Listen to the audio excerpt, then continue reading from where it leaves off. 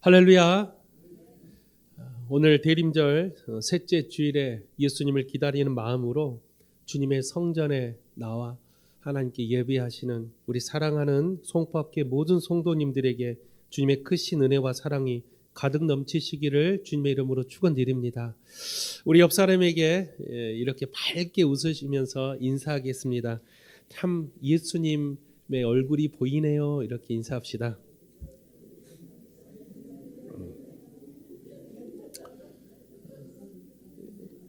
대림절에 여러분들 예수님을 기다리는 마음으로 우리가 대림절을 보내고 있다면 서로가 얼굴을 볼 때 예수님의 얼굴이 보여야 돼요. 왜냐하면 내가 사랑하는 사람, 내가 기다리는 사람, 내가 간절히 만나고 싶은 사람, 그런 마음으로 살고 있으면 나도 모르게 그 사람을 따라 행하고 그 사람이 걸어갔던 길을 걸어가고 그 사람이 했던 말을 나도 모르게 따라 할 수 있는 그런 사람이 정말로 그 사람을 기다리는 사람이에요. 그렇지 않고 내가 하고 싶은 거 다 하고 세상 일 다 하면서 그 사람을 기다린다? 그건 미련한 다섯 처녀의 모습과 똑같은 모습입니다. 따라서 진정으로 여러분들이 예수님을 기다리고 있다면 여러분의 삶 가운데, 여러분의 그 말투, 행동 가운데 내가 기다리는 사람의 모습이 나타나야 한다라는 것이죠. 그게 진정으로 예수님을 기다리는 자의 모습임을 여러분 기억하시기를 주의 이름으로 축원드립니다. 우리는 대림절 절기를 보내고 있습니다. 오늘 대림절 셋째 주일로 세 번째 초의 불이 켜졌습니다. 오늘 초의 의미는 사랑과 나눔, 기쁨에 대한 의미가 담겨 있는 촛불입니다. 이 촛불을 통해서 우리가 실천해야 될 것이 있는데 바로 예수님의 사랑을 우리 주변에 어렵고 고난당하고 또한 억눌리는 사람들에게 이 사랑을 전할 수 있는 그런 중보자가 되시기를 주 이름으로 부탁을 드립니다. 이러한 예수님의 사랑을 전하는 사람들이 바로 하나님의 약속을 기업으로 받는 자들이다라고 말씀을 전하고 싶어요. 그래서 오늘 말씀의 제목을 약속을 기업으로 받는 자들이다라고 제가 그렇게 정했는데 하나님의 약속이 무엇인가? 또 그 약속을 기업으로 받는다라는 것은 무슨 의미일까? 함께 말씀을 나눠보려고 합니다. 먼저 기업으로 받는다라는 것은 우리가 알다시피 기업은 대대로 물려 내려오는 재산이나 사업을 뜻해요. 이걸 기업이라고 말합니다. 특히 이 기업을 성경에서 보면 히브리 언어로 나할라라는 단어를 쓰는데 이 나할라라는 단어는 조상 대대로 물려 내려오는 재산, 소유, 상속 등을 뜻합니다. 그래서 일반적으로 성경에서 기업은 개인이 기다리는 게 아니에요. 개인이 받는 게 아니라 공동체, 가문이 받는 것을 기업이라고 말을 합니다. 그래서 성경에서 출애굽기 32장 13절 하반절에 보면 이런 말씀이 있어요. 내가 허락한 이 온 땅을 너희의 자손에게 주어 영원한 기업이 되게 하리라 하셨느니라. 하나님께서 우리에게 주신 기업 여러 가지가 있겠지만 오늘 본문에 보면 하나님이 주신 그 기업은 땅에 대한 기업을 말하고 있어요. 이 땅, 구약 시대 때 하나님께서 주시고자 했던 이 기업인 땅, 이 땅을 이스라엘 백성들은 결국 그 땅을 받게 되죠. 그러면 오늘을 살아가는 우리 그리스도인들에게 하나님이 주시는 이 약속의 땅은 어디일까요? 바로 하나님 나라를 말을 해요. 그 천국의 그 땅을 기다리는 자, 그 약속의 땅을 기다리는 사람들이 바로 약속을 기업으로 받는 자들이다라고 말씀을 드릴 수가 있습니다. 그런데 한 가지 알아야 될 게 있어요. 하나님께서 주시는 이 기업은 내가 마음대로 처분할 수가 없어요. 구약시대 때 우리가 한마디로 말하는 조상 대대로 내려오는 선산이 있어요. 근데 어때요? 우리도 살다 보면 선산이 있었는데 언제 선산을 팔게 됩니까? 경제적으로 어려움이 있을 때, 또 형제 간에 물질적인 다툼이 생겼을 때 우리는 그 선산을 팔아요. 그런데 성경에서도 이런 일이 있었어요. 가난한 자들이 하나님께서 물려주신 이 기업인 땅을 이 가난한 자들이 어쩔 수 없이 팔 때가 있어요. 그런데 하나님이 물려주신 이 땅은 다른 이방인들이 취해서는 안 되는 게 하나님의 법이에요. 그래서 이 가난한 자들이 어쩔 수 없이 이 땅을 다시 찾아오는 사람들이 있는데, 그 땅을 다시 찾아오는 사람들을 우리는 뭐라고 불러요? 기업 물을 자라고 불러요. 어서 많이 들어본 단어죠. 기업 물을 자. 이 기업 물을 자라는 단어를 히브리어 언어로 고엘이라는 단어를 씁니다. 그래서 우리가 알다시피 고엘 제도라는 것을 우리가 알고 있는데, 그 고엘 제도는 바로 가난한 자들이 어쩔 수 없이 하나님께 물려받은 이 땅을 팔게 되었을 때 그 땅을 다시 찾아오는 사람들이 바로 이 고엘 제도에 속해 있는 사람들을 말합니다. 성경에서 이 고엘 제도의 첫 번째 등장하는 사람이 누구예요? 바로 보아스라는 사람이죠. 룻기서에 나오는 이 보아스는 바로 나오미 가족의 고엘이었습니다. 이 고엘이라는 사람에게 세 가지의 임무가 있어요. 첫째는 자신을 희생해서 그 땅을 찾아와야 돼요. 이게 쉽게 말하면 나는 희생하지 않고 나는 손해보지 않고 그 땅을 찾아올 수가 없다라는 거예요. 내가 기업 물을 자가 되고 싶으면, 내가 고엘이라는 그 제도를 이행하려면 첫 번째 반드시 자신의 희생이 감수되어야 한다라는 거예요. 또 한 가지는 기업 물을 자는 가장 가까운 친족이 되어야 해요. 근데 보아스가 원래 이 나오미의 가장 가까운 친족이 아니었습니다. 그래서 보아스가 이 나오미의 가족, 이 며느리 룻을 아내를 삼고 싶었지만 자기가 가장 가까운 친족이 아니었기에 주변에 수소문해서 가장 가까운 친족을 찾게 돼요. 그래서 그 친족에게 물어보죠. 너 고엘 할래? 그랬더니 뭐라고 해? 그 친족이 나는 안 하겠다. 왜냐? 그 룻이 어떤 여자였어요? 모압 여자였어요. 이방인이었어요. 이스라엘 백성들이 가장 경멸하고 가장 싫어했던 모압 여인을 고엘이라는 그 제도 때문에 어쩔 수 없이 받아야 된다는 것은 너무나도 어려운 일이었어요. 그런데 보아스는 가장 가까운 친족이 고엘을 포기했을 때 그럼 내가 하겠다. 자신을 희생하고 자신의 손해를 감해하면서까지도 그 고엘을 안수하고자 했던 이 보아스에게 하나님은 특별한 은혜를 줘요. 한 가지 더 있어요. 이 고엘 제도는 자신이 원하는 것만 하고 원하지 않는 것만 하는 것이 아니라, 이 고엘 제도를 선택했을 때는 어떠한 결과를 가져더라도 거기에 따라야 되는 제도가 있어요. 예를 들어서 모압 여인을 룻을 취했어요. 근데 데리고 있다 보니까 도저히 마음에 들지 않아. 그래서 다시 이 여자를 다시 물은다. 고엘 제도에서는 할 수가 없는 제도입니다. 한번 선택한 것은 내가 끝까지 책임을 져야 된다는 게 이 고엘 제도의 세 번째 규칙입니다. 그래서 성경에서 이런 고엘 제도의 이 보아스가 하나님께 축복을 받았던 것은, 보아스는 그 고엘 제도를 마지막까지 완수했던 사람이 바로 보아스라는 사람이죠. 그런데 한 가지 재밌는 이야기가 있어요. 레위기 25장에 보면 47절 49절에 보면 고엘이라는 이 단어를 다른 말로 번역해서 나오는 단어가 등장합니다.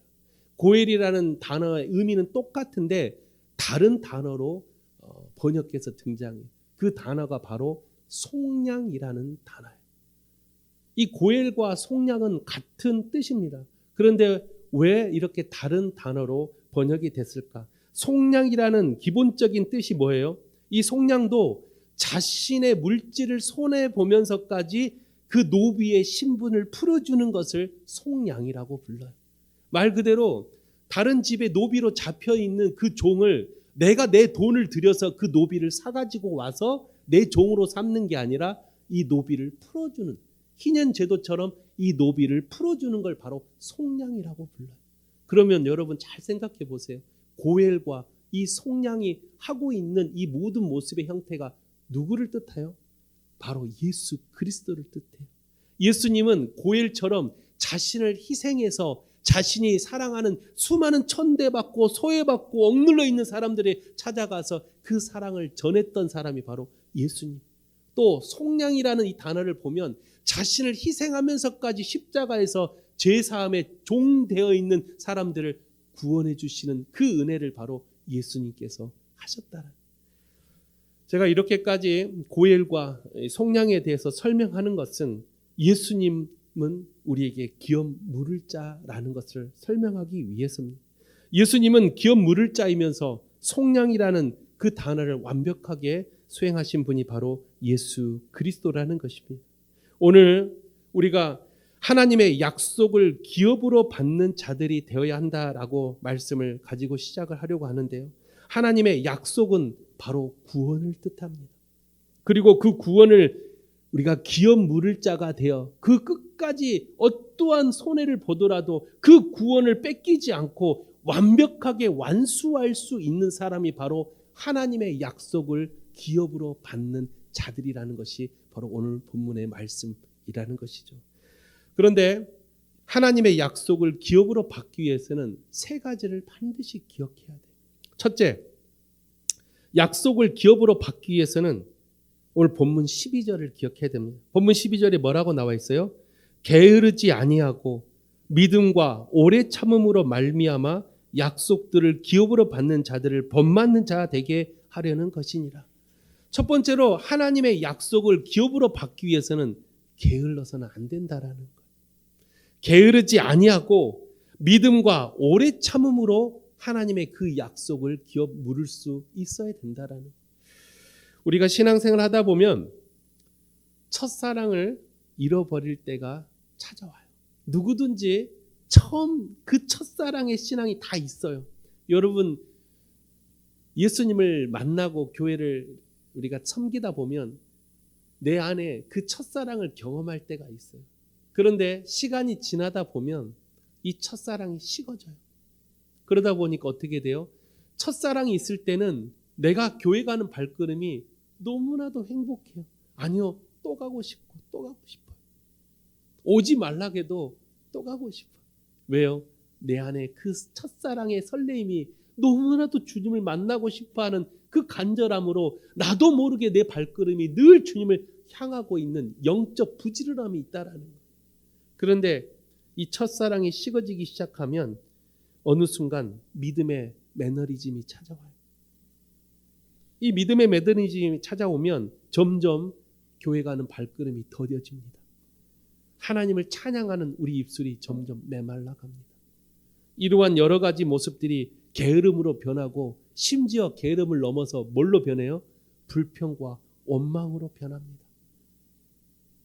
하나님의 사랑이 충만할 때는 언제든지 하나님의 사랑으로 상대방을 만나고 어떤 말을 해도 그래, 내 믿음이 점점 사라지고 첫사랑이 점점 줄어들기 시작하면 사소한 문제를 가지고도 다툼이 일어나고 사소한 말에도 상처를 받아 불평과 원망의 목소리가 심해지는 게 바로 우리 안에 첫사랑이 점점 사라지기 때문에 그렇다는 것이죠.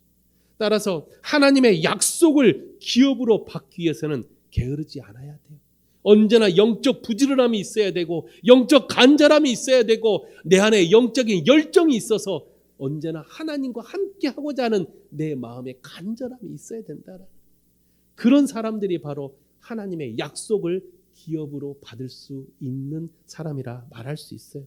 그래서 바울 사도는 로마서 12장 11절 13절에 이렇게 권면합니다. 부지런하여 게으르지 말고 열심을 품고 주를 섬겨라. 소망 중에 즐거워하며 환난 중에도 참으며 기도에 항상 힘써라. 성도들의 쓸 것을 공급하며 손 대접하기를 힘써라. 이 바울 사도는 그런 내 안에 있는 이 영적 첫사랑을 잃어버리지 않기 위해서 꾸준히 힘을 쓰고 힘을 쓰라고 말하는데 그 힘을 쓰라는 게 뭐예요? 내 안에 있는 그 주님의 사랑을 끝까지 품고 주를 섬기라는 것과 소망 중에서도 환난이 찾아오고 고난이 찾아오고 역경이 찾아와도 어때요? 기도에 항상 힘써라라고 권면해. 또한 성도들의 쓸 것이라는 것은 내 것이 아닌 하나님의 것을 이웃들에게 나눌 수 있는 넉넉한 믿음의 소유자가 되라는 거예요. 이런 거에 힘쓰래. 우리는 뭐에 힘을 쓰고 있습니까? 여러분 신앙생활 하면서 어디에 가장 힘을 많이 써요? 내가 정말로 최선을 다해서 하나님을 사랑하는 마음에 그 모든 것을 힘을 쓰고 있다면 그런 사람은 하나님의 약속을 기업으로 받을 수 있는 사람들이에요. 그러나 내가 다른 데 힘을 쓰고 있고 하나님이 원치 않는 곳에 내 마음을 지금 쏟고 있다면 하나님의 약속이 내게 주어져도 우리는 그 약속을 기업으로 받을 수가 없어요. 기업 물을 자가 될 수가 없다라는 거예요. 따라서 우리의 신앙생활은 부지런해야 됩니다. 열정을 가지고 하나님을 기쁘시게 할 수 있는 믿음을 가진 자가 되어야 합니다. 우리 살아가는 송파교회 모든 성도님들이 세상을 살아가면서 우리의 믿음을 지켜 나갈 수 있는 그런 여러분 되시기를 주 이름으로 부탁을 드립니다. 어떤 환난과 고난이 찾아와도 좌절과 낙심이 아니라 그 안에서도 감사의 기도가 올려지고 하나님을 향하는 내 기쁨의 예배가 드려지고 언제 어디서든지 내 입술에 찬양이 마르지 않는 그런 참된 하나님 마음에 합당한 믿음 생활을 하는 우리 송파교회 성도들이 되시기를 주님의 이름으로 축원드립니다. 그리스도인들이라면, 하나님을 사랑하는 그리스도인들이라면 누군가에게 선한 영향력을 미칠 수 있는 사람이 되어야 돼요. 그 사람이 누가 됐든 선한 영향력을 미칠 수 있는 사람이 바로 그리스도인이라고 부를 수가 있습니다. 우리는 그리스도의 향기 나는 삶을 살아야 합니다. 늘 이웃을 돌아보고 그들을 섬기고 사랑할 수 있는 게 바로 그리스도인이에요. 이런 거 하지 않으면서 하나님 천국 가게 해주세요, 복 받게 해주세요, 아니요. 자신의 사명을 감당하지 못하면요, 하나님의 약속이 뭐라 그랬어요? 구원이라 그랬죠. 그 약속이 내게 주어져도 그걸 기업 물을 수 있는 사람이 될 수가 없다라는 거예요.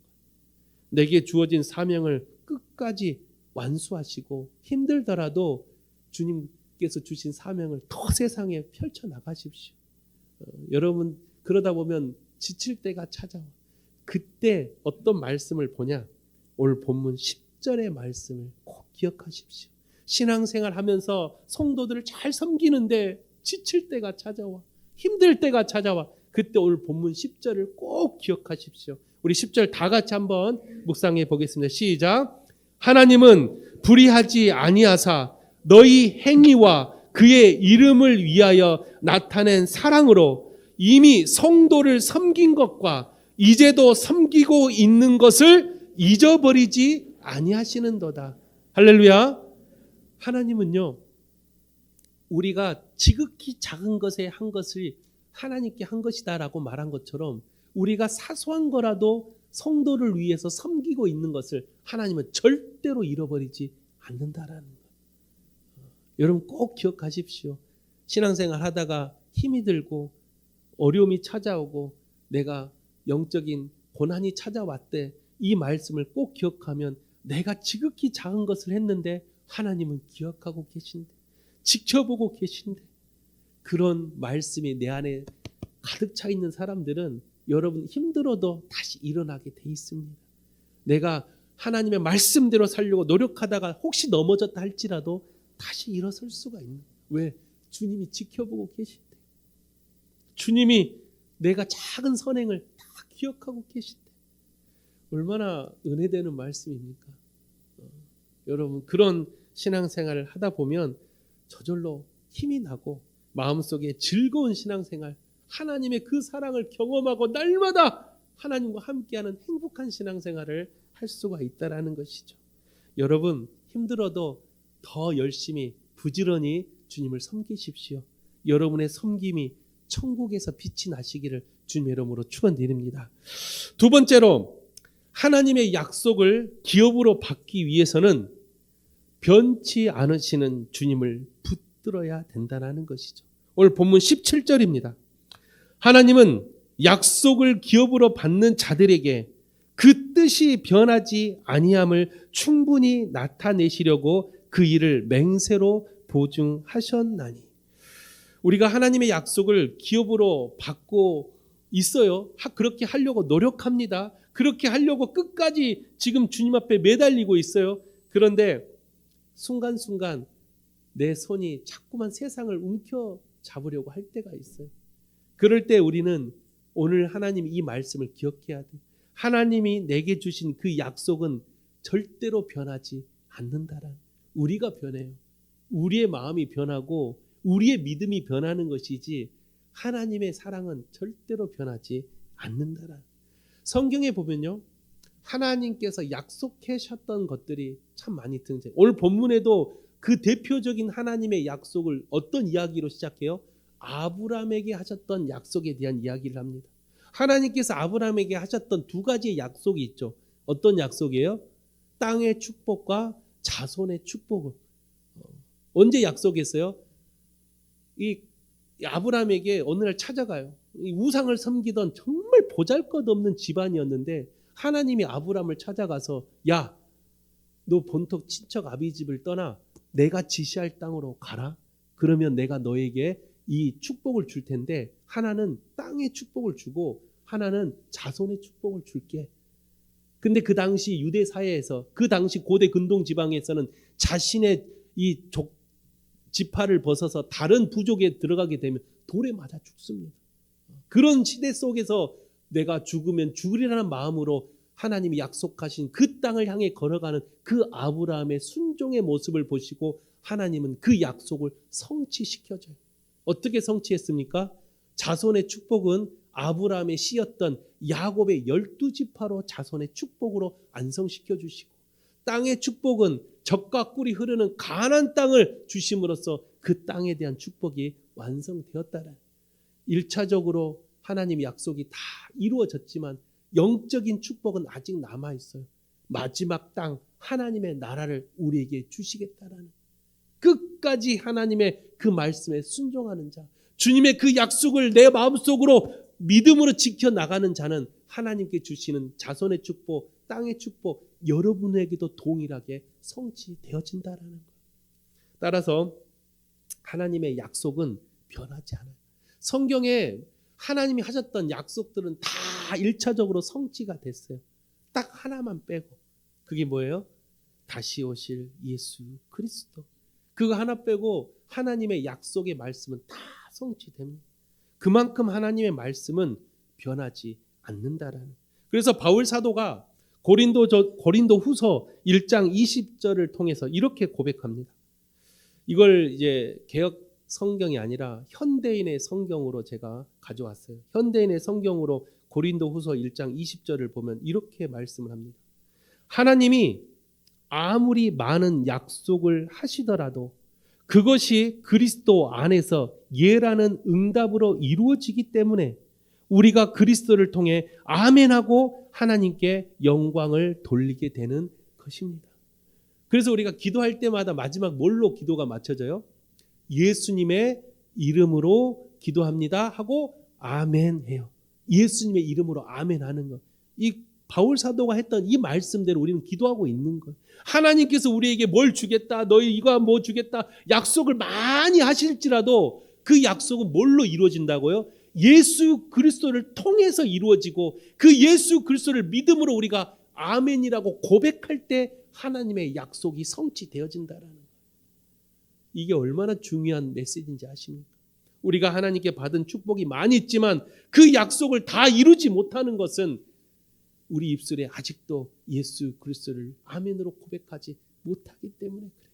그렇게 교회 안에서 믿습니다 하고 교회 성전 문만 열고 세상에 나가면 다시 세상을 의지하는 우리의 연약함들, 세상의 모든 만물의 주관자가 되시고 역사의 주관자가 되시는 하나님을 믿는다고 고백하면서도 세상에서 순간순간 하나님이 아닌 세상 것을 움켜잡으려고 하는 우리의 연약함들, 그런 우리의 믿음을 지켜나가기가 우리는 너무나도 어렵다라는 거예요. 근데 한 가지 확실한 건요, 하나님의 약속은 하나님만이 이룰 수 있다라는 거예요.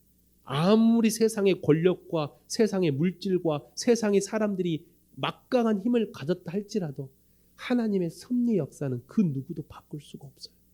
하나님의 약속하심은 오직 하나님만이 이룰 수가 있어요. 그래서 우리는 끝까지 그 약속을 이루어내시는 예수 그리스도 앞에 우리는 아멘으로 화답해야 돼요. 그 주님을 붙드는 자가 하나님의 약속을 기업으로 받을 수 있는 자라는 것을 꼭 기억하시기를 주 이름으로 축원드립니다. 마지막 세 번째로 하나님의 약속을 기업으로 받기 위해서는 오늘 본문 20절의 말씀을 우리는 기억해야 됩니다. 본문 20절에 보니까 그리로 앞서가신 예수께서 멜기세덱의 반차를 따라 영원히 대제사장이 되어 우리를 위하여 들어가셨느니라. 이 말씀에 보면 멜기세덱이라는 사람이 등장합니다. 이 멜기세덱이라는 사람이 처음 어디에 등장해요? 창세기에 등장하는데 이 창세기 중에서도 아브라함의 이야기에 등장해요. 아브라함이 이 조카 롯을 구출하고 나서 돌아오는 길에 멜기세덱을 만나요. 이 멜기세덱이 당시에 성경에 뭐라고 표현되어 있어요? 살렘 왕이면서 제사장이라고 말을 해요. 그런데 이 멜기세덱을 히브리서 오늘 본문에도 우리가 읽은 것은 나왔지만 그 다음 구절 다음 장 히브리서 기자는 멜기세덱에 대한 이야기를 정말 많이 언급합니다. 그런데 이 히브리서 기자가 뭐라고 말하냐면 내가 멜기세덱에 대해서 자세하게 언급하려 했지만 성도들이 이해를 하지 못해 어떻게 설명해야 할지 모르겠다라고 그렇게 고백해요. 그만큼 멜기세덱은 성경에서도 신비스러운 존재로 그렇게 알려지고 있는 사람입니다. 그런데 본문 20절에 보면 히브리서 기자는 예수님께서 멜기세덱의 반차를 따라 영원히 대제사장이 되었다. 이 말씀이 어떤 의미일까? 여러분, 구약에서요, 왕이면서 제사장이라는 이 직분 두 개를 동시에 가지고 있는 사람은 구약에서 유일하게 멜기세덱 혼자뿐이에요. 구약에 왕도 많잖아요. 남유다 왕들이 얼마나 많아요. 북이스라엘 왕들이 얼마나 많습니까? 제사장은 얼마나 많고 선지자는 얼마나 많아요. 그 수많은 인파 속에 왕과 제사장 직분을 동시에 가지고 있는 사람은 멜기세덱이 유일합니다. 그런데 신약에 와서 그 두 가지의 직분을 가진 사람이 또 하나 등장하는데 그 사람이 누구예요? 바로 예수 그리스도를 말을 해요. 이 무엇을 의미할까? 멜기세덱은 과연 누구를 의미하는 것일까? 또 히브리서 기장은 7장 3절에 보니까 멜기세덱을 이렇게 표현합니다. 아버지도 없고 어머니도 없고 족보도 없고 시작한 날도 없고 생명의 끝도 없어 하나님의 아들과 닮아서 항상 제사장으로 있느니라. 히브리서 기자는 이 멜기세덱을 표현하기를 아버지도 없고 어머니도 없대요. 한마디로 사람은 반드시 태어나려면 아버지 어머니가 있어야 되는데 멜기세덱은 아버지도 없고 어머니도 없대요. 왜 이렇게 표현했을까? 신학자들은 이 멜기세덱을 뭘로 우리는 표현하냐? 예수님의 모형으로 그렇게 표현합니다. 이 멜기세덱이 담고 있는 여러 가지 의미를 종합해 보면 바로 예수 그리스도의 모형이라는 것을 우리는 금방 알 수가 있습니다. 따라서 베드로 사도가 나중에 뭐라고 고백하냐면 그리스도의 삶을 살려면 그리스도인의 삶을 살아가려면 우리는 모두가 다 왕 같은 제사장이 되어야 한다라고 베드로 사도가 그렇게 고백해요. 그러면 구약의 왕 같은 제사장은 멜기세덱을 말하고 신약의 왕 같은 제사장은 예수 그리스도를 말하고 오늘을 살아가는 이 시대의 왕 같은 제사장 바로 누구를 말해요? 바로 우리들을 말을 해요. 그러면 우리가 왕 같은 제사장이 되려면 누구의 반차를 따라가야 돼요? 예수님은 누구의 반차를 따라가세요? 멜기세덱의 반차를 따라갔고 오늘을 살아가는 왕 같은 제사장이 우리가 누구를 반차를 따라가야 되겠어요? 예수 그리스도의 반차를 따라가야 된다라는 이게 성경이 우리에게 주어지는 메시지예요. 왕 같은 제사장이 되라는 쉽지 않습니다. 왕이 어떤 사람들이에요? 왕은 백성을 섬기는 사람, 백성을 다스리는 사람이 왕이라는 존재고 그 다음에 제사장은 뭐 하는 사람이에요? 백성들의 죄를 하나님께 고하면서 그 죄를 사하는 사람, 속죄함을 주는 사람이 바로 제사장. 그럼 우리가 왕 같은 제사장이 되려면 첫째는 세상 이웃들을 섬기는 왕으로서의 삶과 또한 제사장이라는 사람들의 죄를 사해주는 사람, 그게 뭐예요? 예수님을 전하는 구원을 주는 사람, 다른 믿지 않는 자들, 세상의 수많은 사람들에게 죄를 사할 수 있는 예수를 전하는 사람이 되어야 한다. 그런 사람이 바로 왕 같은 제사장이에요. 이런 사람이 바로 하나님의 약속을 기업으로 받을 수 있는 사람이라고 말할 수 있어요. 오늘 우리는 하나님의 약속을 기업으로 받기 위해서 세 가지를 우리는 말씀을 드렸어요. 첫째는 어떻게 해야 약속을 기업으로 받을 수 있다고요? 게으르지 아니하고 어떠한 고난과 역경 속에서 끝까지 참는 자가 하나님의 약속을 기업으로 받을 수 있다라고 말씀을 드렸습니다. 두 번째는 뭐라고 말씀을 드렸어요? 하나님의 약속은 반드시 성취되어진, 하나님은 변치 않으시기 때문에 우리는 반드시 주님을 붙들어야 한다라고 말씀을 했어요. 이런 자가 하나님의 약속을 기업으로 받을 수 있어요. 마지막 세 번째는 어떤 사람이 하나님의 약속을 기업으로 받을 수 있다고요? 영원한 대제사장이신 예수님을 따라 살아가는 사람들, 그 예수님의 반차를 따라 살아가는 사람이 바로 하나님의 약속을 기업으로 받을 수 있는 사람입니다. 이 대림절 절기에 여러분 다 예수님을 기다리고 계실 텐데 우리가 하나님께서 주신 이 약속을 기업 물을 자가 되려면 반드시 여러분 오늘 말씀을 세 가지를 기억하셔서 끝까지 여러분의 삶 가운데 약속을 받는, 이 기업으로 받는 축복의 사람이 되시기를 주님의 이름으로 축원드립니다. 기도하겠습니다. 거룩하신 하나님 아버지, 하나님은 우리에게 여러 가지로 약속을 하고 계십니다. 그러나 그 약속을 받기에는 우리의 믿음은 너무나도 연약합니다. 그 약속을 지켜내기에는 우리의 삶이 너무나도 분주합니다. 주님, 오늘 이 말씀을 통해서 다시금 하나님이 주시는 약속을 기업으로 받을 수 있는 저희들 되게 하여 주시옵소서.